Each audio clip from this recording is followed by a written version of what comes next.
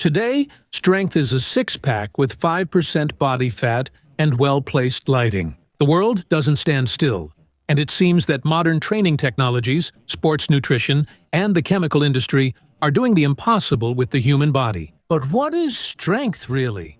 Did athletes of the past have unbeatable records, like Milon of Croton lifting a bull, or Aleksandr Zass lifting a horse without creatine, blenders, or cutting? By summer, like a farmer who managed to lift a platform with 2 cars weighing almost 2.5 tons on his back, he turned out to be stronger than these guys. Scientific magic helps modern athletes quickly achieve abnormal size, but it also often leads them to die at 35 to 40 years old. Maybe something very important has been lost in the race for appearance, and it's worth remembering how it all began.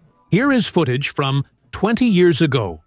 2005, Dmitry Khalidji lifts a stone weighing 152 kilograms over his head with one hand. This record was entered into the Guinness World Records. Thus, Dmitry broke the record of the ancient Greek Bybon, who, according to the inscription on the stone, lifted a stone weighing 143.5 kilograms. It is believed that it was the Greeks who first started using stone and metal weights. At that time, athletics was not split into bodybuilding, weightlifting, or track and field.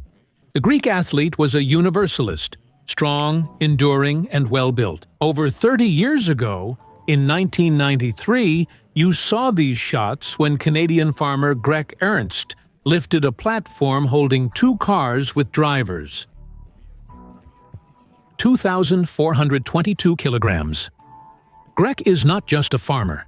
He is a well-rounded, good-natured man, plays several musical instruments, and loves singing with his sons. As a teenager, he and his father did hard physical labor, such as clearing heavy stones from the field. And as an adult, in 1992 at the traditional World's Strongest Man competition in Iceland, he carried the legendary Husafell stone for a record 70 meters. The stone weighs 410 pounds, about 186 kilograms, and only relatively recently was this record broken by Hafthor Bjornsson, who carried the heavy Husafell stone for 90 meters. As for that very platform weighing almost 2.5 tons, it took the Guinness Book 22 years to officially recognize the record. In 2015, Greg's incredible lift was finally officially notarized. Today, more than 3 decades after it happened, the event is still officially recorded in the Guinness Book of Records as the heaviest weight ever lifted by a human. Why did it take so long to verify? Because almost 100 years before Greg,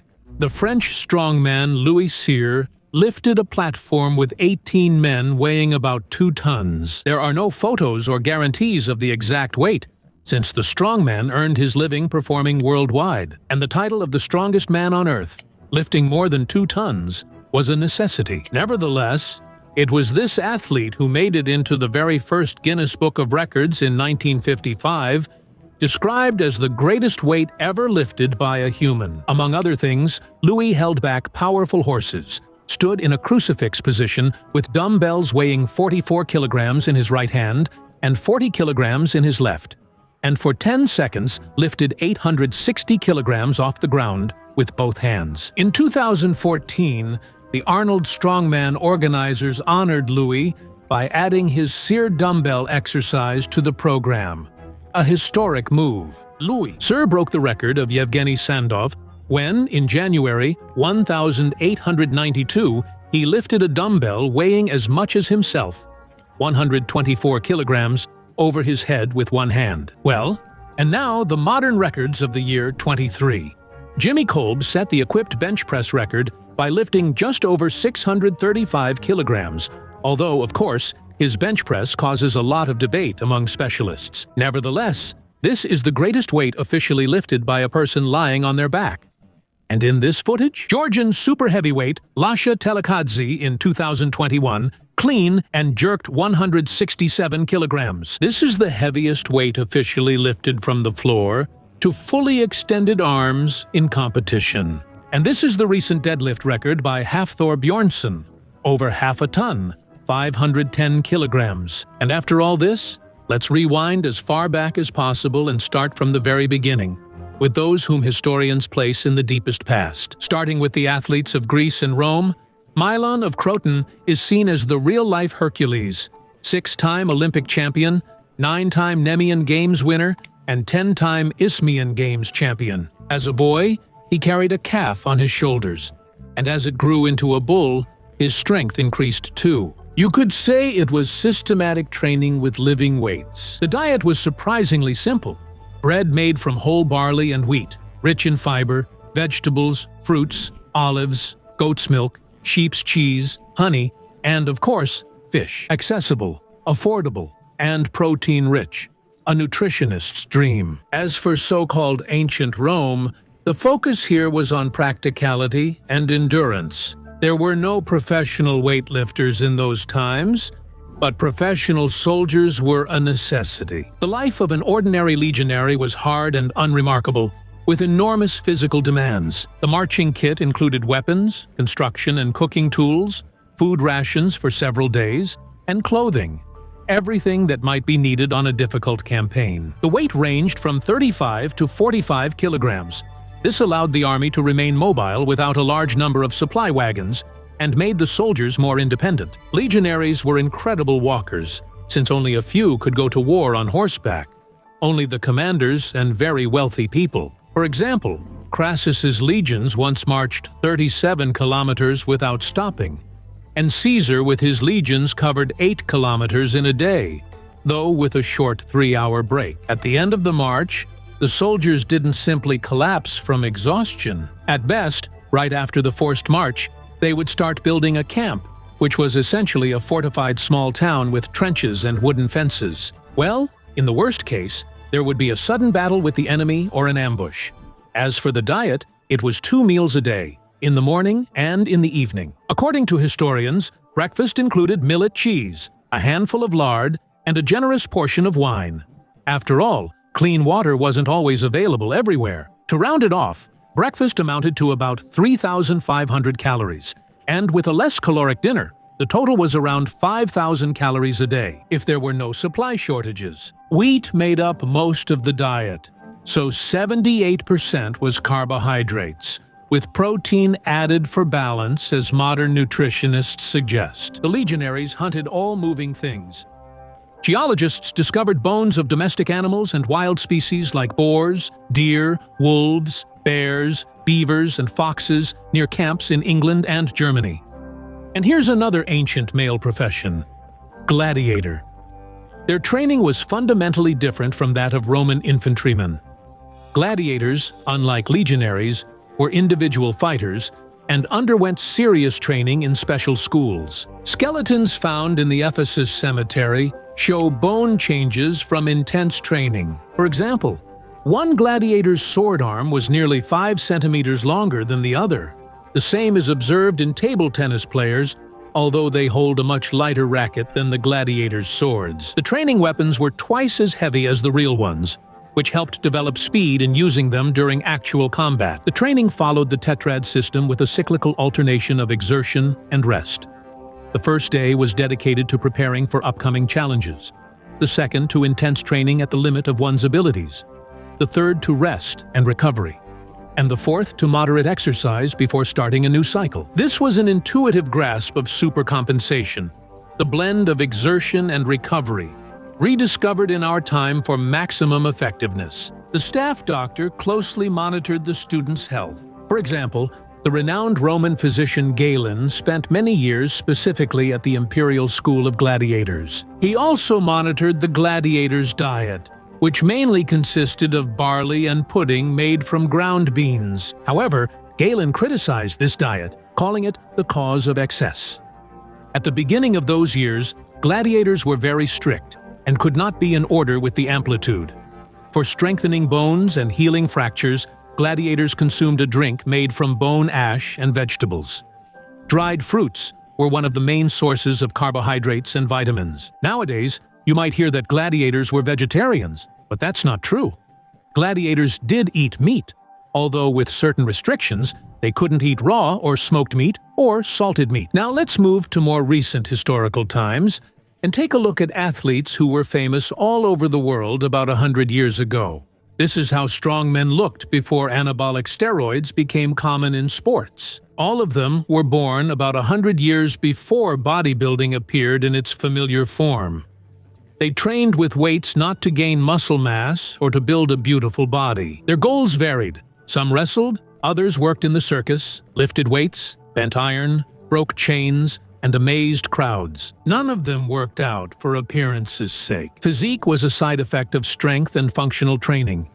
The most famous athlete of that time was someone for whom appearance was just as important as substance. Yevgeny Sandow was a weak and sickly child, and later, as a student, he became interested in anatomy and physical culture. He initially performed in the circus, showing strength and wrestling skills. After a successful 1899 European tour, he went to America in 1894, promoted as the world's strongest man. Sandow promoted sports equipment, books, and exercise machines, becoming the face of his era.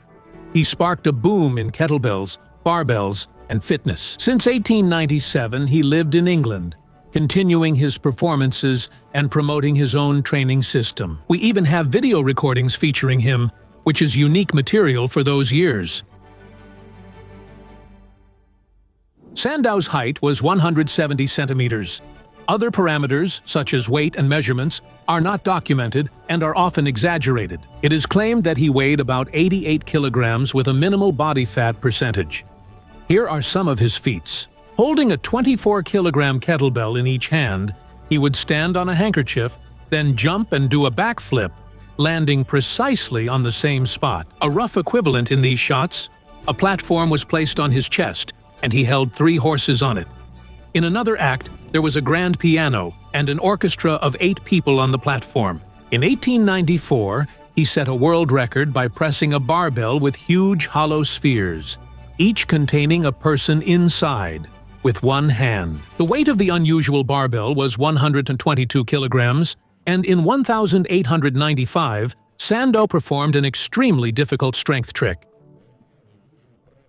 He lifted a 115-kilogram barbell with his left hand, squatted, lay on his back, then stood up without lowering it. And here's a very amusing fact. In 1902, at a weightlifting competition in New York, Sandow was defeated by an 18-year-old girl named Katja Brumbach. She lifted 136 kilograms over her head, while Sandow could only lift that weight to his chest. After that, the winner took the stage name Sandwina, and she began performing in circuses. Even then, the world-famous Strongman launched his own offline body transformation course, which cost $10. Without online marathons, mobile apps, or social media advertising, the training program had to be sent by mail along with a form for tracking your own progress. Sandow began publishing a magazine on physical culture. There was also a marketing trick here. Buy the magazine for $1 and get a chance to win a personalized training program. Thomas Sandow. Thomas Edison made a short documentary film starring Sandow, the first movie in history about bodybuilding. Sandow's book, Strength and How to Obtain It. James Joyce put it on the shelf of the main character in Ulysses, one of the most prominent and influential novels of the 20th century. Arthur Conan Doyle, author of the Sherlock Holmes books, became interested in bodybuilding and even judged the first strongman competition with Sandow. Spectators at Eugen Sandow's performances could buy a very important person ticket, which allowed them to go backstage, see the athlete's body up close, and even touch his muscles. Sandow was a master at posing, which attracted countless photographers. Despite the emergence of cinema, photography remained a more familiar form for the masses. They appeared in newspapers, magazines, and on paper postcards. Cheap cards of the half-naked Sandow in striking poses acted as adult magazines for ordinary people. In Russia, he had many fans and followers, and Sandow's books were quickly translated and distributed. According to his method, in St. Petersburg, Russian philanthropist Georgy Rybapierre used his method to train many top wrestlers, including famed strongman Ivan Podobny. But in Russia, it was not bodybuilding that was respected, but purely feats of strength. Ivan Podobny himself would joke while looking at the numerous photographs of Sandow with a fig leaf. Very perfumed, just for the ladies. The story of the rise and fall of his personal network of super luxurious sports clubs is very telling. These clubs, aimed at training the British elite, were called Sandow Institutes. At that time, physical labor and weightlifting were considered activities for the working class, and Sandow sought to attract high society, which preferred yachting and golf. A membership at his premium clubs, featuring a spa, personal program, and private exercise booths, cost about $2,500 in today's money. By the early 20th century, Sandow had established gyms in Birmingham, Manchester, and Sheffield across the United Kingdom. He used aggressive and innovative advertising methods for that time, including limited-time offers, before and after photos guaranteeing results, and he actively engaged influencers for endorsements. For example, Arthur Conan Doyle, the author of Sherlock Holmes, paid the press to run lengthy ads disguised as investigations. Around 1907, Sandow changed his brand, shifting the focus from strength to health, longevity, and curing diseases. He claimed that physical culture could cure such ailments. By downloading the influence on certain individuals produced among life-makers, Bazov became interested in further attention given to, preferably, physical means. Transfinanskaya began making highly controversial statements, claiming that she could cure 99% of all clients using only exercises. To maintain the image of medical authority, Sandow hired doctors for his institutes so they could determine whether a new member needed medical assistance or if exercises would help them. But due to diagnostic errors, people with serious illnesses slipped through the system. This led to tragic cases where visitors died from undiagnosed or incurable diseases. Public outcry was caused by a case in 1908, when a woman died from third-degree burns she received in one of Sandow's bathhouses. Another reputational blow was dealt in 1910, when the Maine Medical Council sued 3 of Sandow's doctors for cooperating with his advertising campaign, which violated rules designed to distinguish real doctors from numerous charlatans. 2 doctors lost their licenses, damaging Sandow's public reputation. The final nail in the coffin was World War I, which caused an economic crisis and anti-German sentiment. Sandow, who was born in Prussia and spoke with a strong German accent, became the target of false rumors that he was a German spy, and even that he had been executed in the Tower of London. As a result, in 1916, the Sandow Limited Company collapsed, and the entire chain was shut down. Sandow, however, kept his very first institute on St. James's Street, funding it out of his own pocket until his death, which occurred in 1925. The athlete died at the age of 58 from an aortic aneurysm.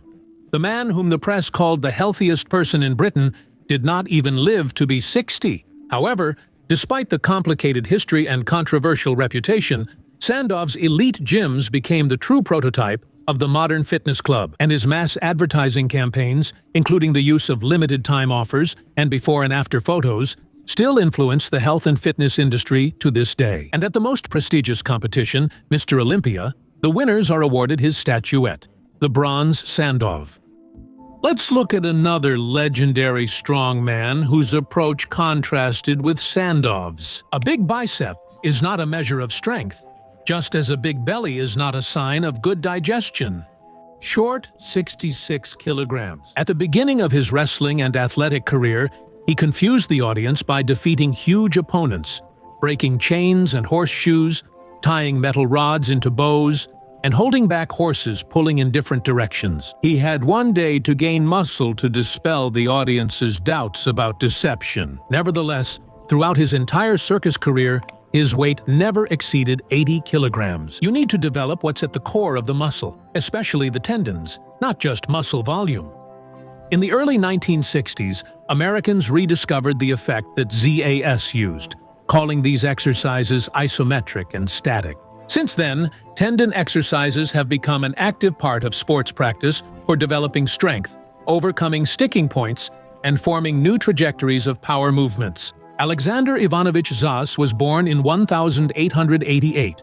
He was one of 5 children of Ivan Petrovich and Ekaterina Emilyanovna Zass. The main discovery for Zass in his childhood was the circus. From Aleksandr's recollections, it is known that he was afraid of being punished by his parents, but he still ran away from home to watch the performances. The boy tried to carefully hide his passion because his father considered this kind of activity unserious. Left without support, Aleksandr still continued his training, considering that there was no proper sports equipment in the village. Zass used any available means, even tried to bend thick tree branches. Later, this helped Aleksandr develop his arms enough to break chains and drive nails with his palms. In 1908, his father sent his son to Orenburg to study to become a train engineer.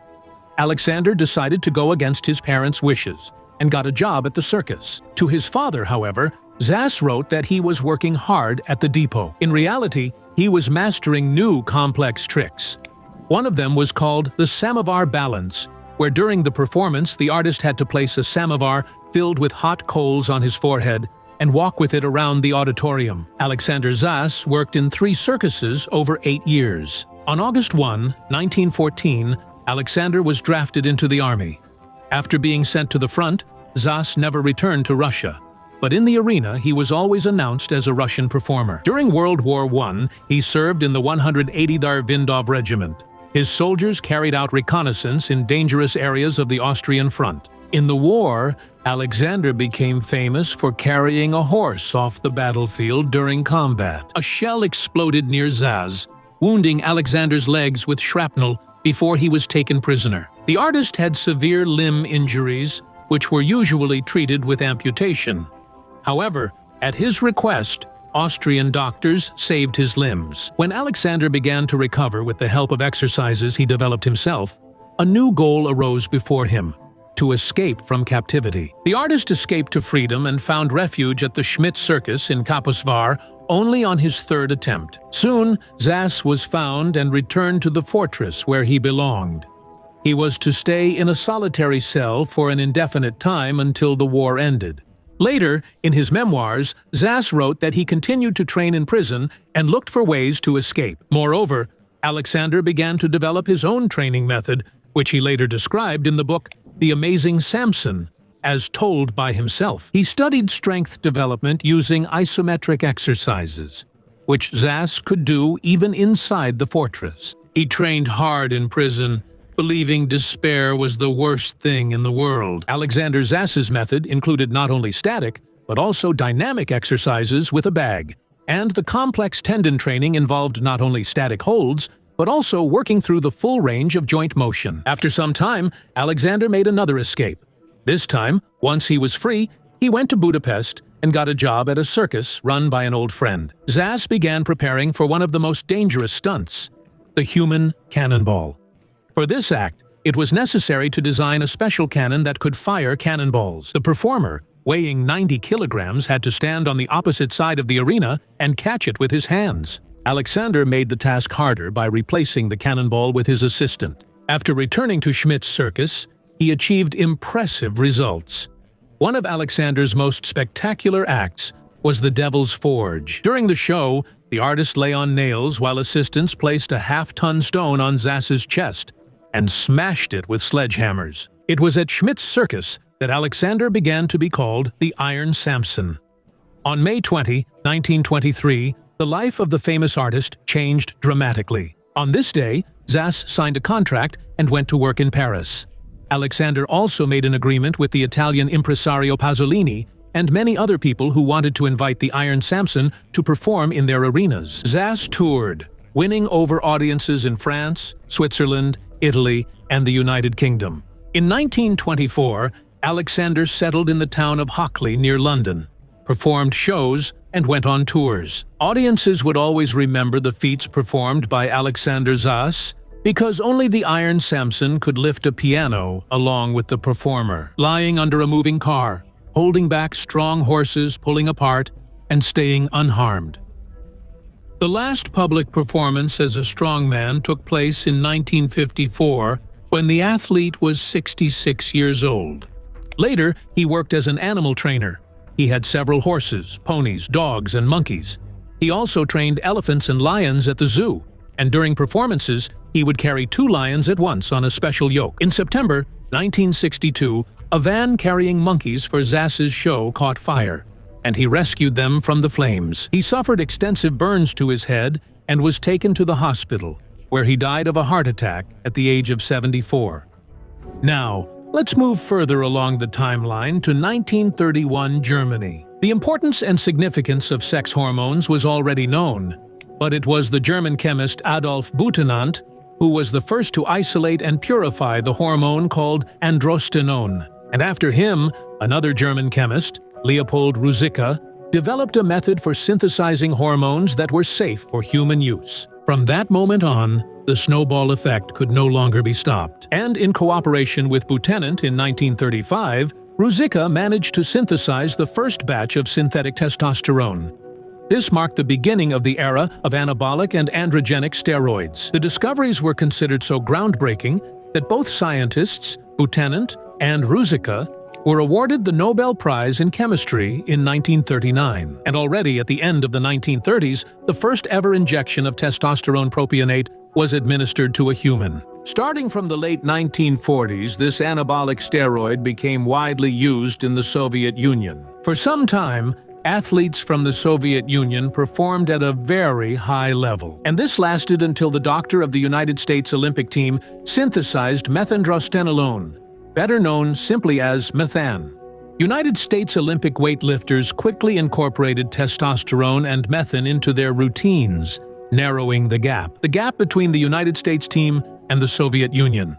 The era of doping began, starting from the 60s and lasting until the late 80s. The expansion of anabolic and androgenic steroids was enormous, with newer and more advanced types being developed year after year. It seemed like variations of testosterone were getting better every day, but there was a catch. Synthetic analogs of testosterone are essentially a medicine that helps you recover from injuries, burns, and maintain muscle mass during serious illnesses. And even if such medicine helped athletes run faster and jump higher, the price was high. When taking artificial testosterone, the body stopped producing natural testosterone, with all the resulting consequences. Since the late 1940s, competitions like Mr. America in the United States of America and Mr. Universe in England began, featuring athletes like John Grimmick, Steve Reeves, and Reg Park. The standard for muscle mass gradually increases, and bodybuilders begin to experiment with steroids and hormonal drugs. Methandrostenone allows an athlete to gain 10-26 pounds of muscle mass in 5-6 weeks. Initially, it spreads among Olympic weightlifters, but quickly becomes popular with bodybuilders. The 1960s to 1980s are considered the golden era of bodybuilding, or, as experts call it, the era when steroids took over. Athletes like Arnold Schwarzenegger, Franco Colombo, Frank Zane, Mike Mentzer start to appear on the scene. The center of world bodybuilding is California. Brothers Joe and Ben Weider founded the International Federation of Bodybuilding in 1965, and from 1967 to 1969, they held the Mr. Olympia contest. The holder of this title is the Cuban Sergio Oliva, a former member of the Cuban Olympic weightlifting team. Some reports say Oliva sailed from the Island of Freedom to Miami on a homemade raft. He repairs TVs, works as a police officer, and forges himself in the evenings. Super athletes in those years mainly focused on achieving the right proportions. Muscle mass is important, but along with it, judges at competitions evaluate a bodybuilder's ability to keep a flat stomach. A 55-center bicep becomes the norm. Arnold Schwarzenegger teaches to train 6 times a week, splitting different muscles by days. New machines appear, and a large number of isolated exercises are used to work and pump individual muscles. What about steroids? In the 2000s, Arnold admits, yes, we used them, but not on the same scale as now. We saw it as a way to improve our results. We did it without fanaticism. From the 80s to the 2000s, bodybuilding became massively popular. The 80s were all about the muscular hero. Throughout the 80s, Hollywood churned out action movies one after another, starring Schwarzenegger, Stallone, and Jean-Claude Van Damme. The world's top bodybuilder is the black athlete Lee Haney. He wins the Mr. Olympia title 8 times, one more than Arnold. Another representative of that era is Tom Platz, who had monstrous thighs with a circumference of 77 centimeters. Women start entering bodybuilding, and their muscles are almost on par with men's. A sad example of women's experiments with male hormones. The life of Dennis Rudkovsky, a vibrant girl, second place at Miss Olympia in 1993. By the 2000s, Dennis had turned into a balding woman. Even in those years, the idea of proper proportions was becoming a thing of the past. The main focus was the pursuit of mass, for which athletes would go to any lengths. In the early 90s, synthol, an injectable oil that inflates muscles, appeared on the market. In February 1997, an anonymous bodybuilder told Iron Man magazine he did up to 20 injections daily. These include steroids and drugs to counter their side effects. From 1992 for 6 years, Dorian Yates ruled Mr. Olympia. He displays phenomenal muscle mass, never seen before. The focus of training during these years shifts from strength exercises to isolation and pump, maximizing blood flow into the muscle. The training frequency increases to 7 or more times a week. The next stage is from the 2000s to the present day. Ronnie Coleman, a black athlete, matches the training record of his predecessor, Lee Haney. Coleman wins the Olympia 8 times in the off-season. He weighed nearly 150 kilograms and was 61 when the film was released. After more than 10 surgeries, his back, now filled with metal, causes him pain. And just recently, the athlete was hospitalized due to a blood infection. After him comes the era of Jay Cutler and Phil Heath. In 2012, a new branch separated from classic bodybuilding: men's physique or beach bodybuilding.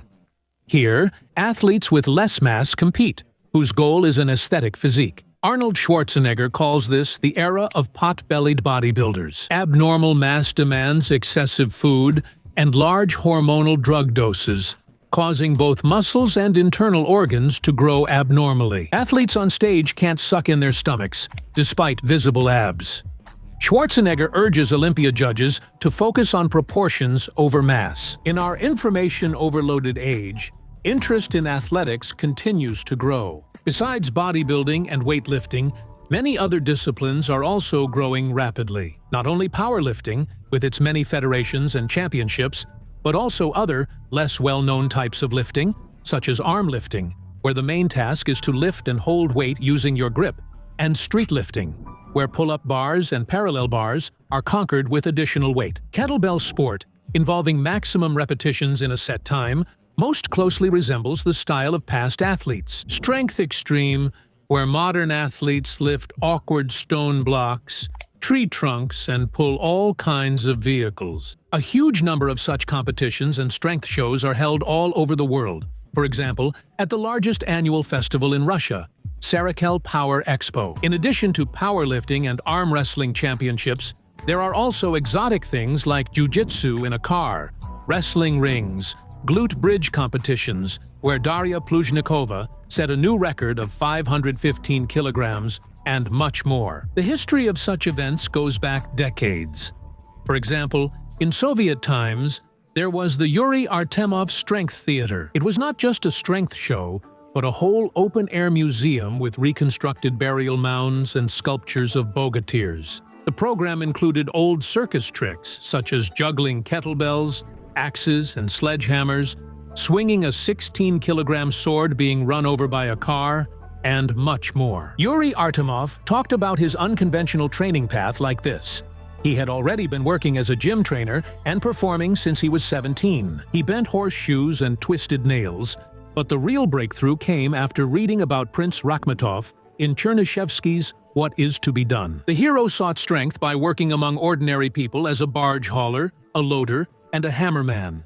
Artemov also began combining evening workouts with heavy physical labor during the day. For example, unloading train cars and moving tons of sacks weighing 50 to 70 kilograms each. Soon, he could easily handle enormous weights, carrying 3 sacks of flour at once, hauling paint barrels weighing 265 kilograms, or even a piano weighing 360 kilograms. This extreme overload caused a phenomenal strength increase. Another self-taught talent who didn't fit into standard molds tried to rethink the experience of past athletes and create a method that would be as applicable as possible for anyone.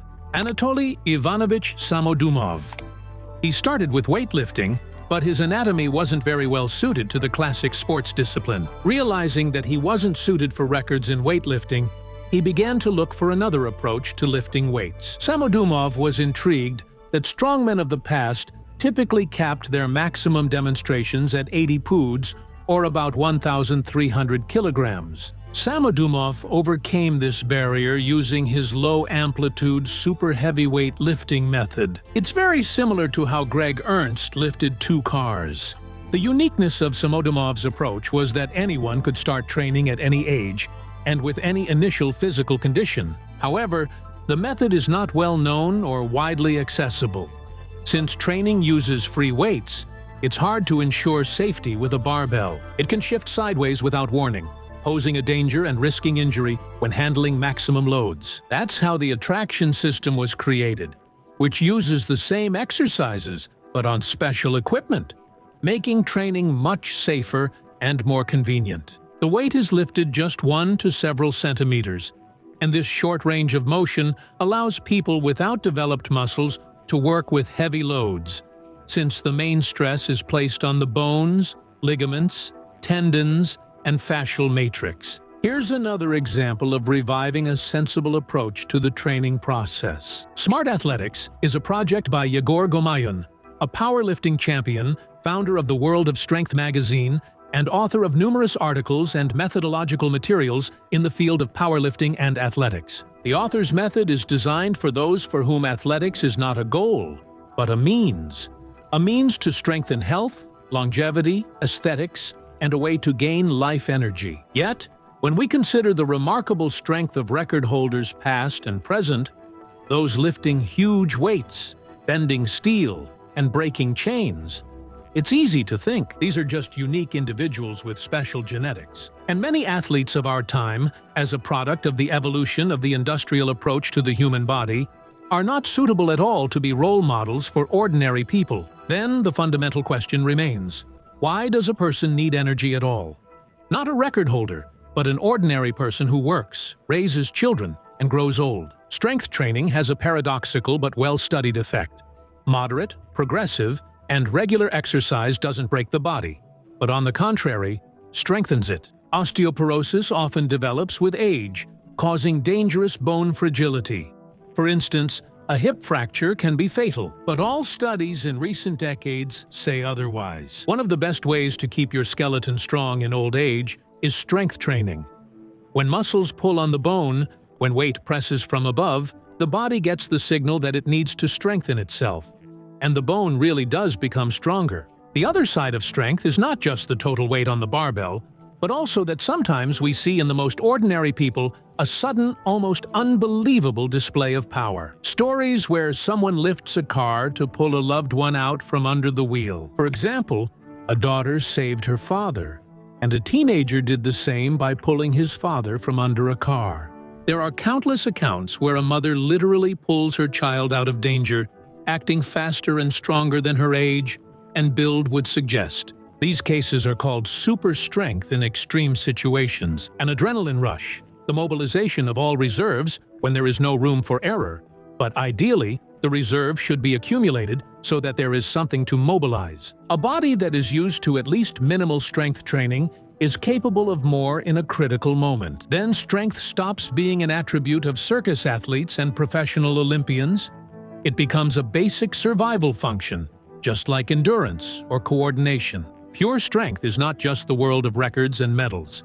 It's the quiet, unnoticed work that gives a person the right to remain a support for themselves and their loved ones. At both 30 and 70, each of us has our own personal platform.